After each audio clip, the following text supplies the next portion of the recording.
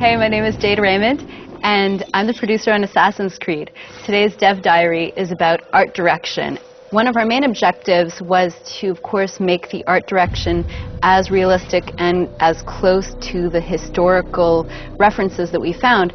But the difficulty about, having a subject where guys walk around in armor and look like knights and stuff like that is that it tends to be associated with fantasy. And one of the important things to us was making sure that the game and the feeling and the location was really relevant to people. So we played with taking these historical cities, like the ones that I was describing in the story, Jerusalem, Damascus, and Acre, and all of the countryside and the kingdom, and thought, how can we give this a treatment that feels cool and feels like something that we'd be interested in watching for 40 hours as we play. Now, we've made a huge kingdom, 3 huge cities, and it could easily get repetitive, and we didn't want that to happen. These cities in medieval times were bustling with all kinds of people, all walks of life. You have to have the poor citizens, you have to have the rich class, you have to have the merchants. These cities are being controlled mostly by the military, and basically this amounts to a whole lot of characters to create. But we have over 300 different characters to create, and that's just the completely unique versions.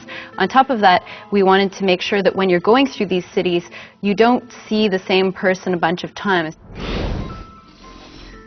So a big focus for the team was the crowd, and basically we had to put a lot of energy not only into the gameplay, but how they look. And that means that the art director and the whole art team had to put a lot of time into thinking how we would make this crowd interesting. We invented this all brand new character based on the assassins, but we also wanted to give him a look and personality all of his own. So the first reflection was, in terms of gameplay, our core gameplay loop, what is the assassin doing most of the time? Well, what you're doing is you're investigating, so you're mapping out your territory, really trying to pinpoint and locate your prey, and then once you focus in on your prey, you go in quickly for the kill, and then you get out of there. And when we thought of what you're doing most of the time as an assassin, it made us think of a bird of prey.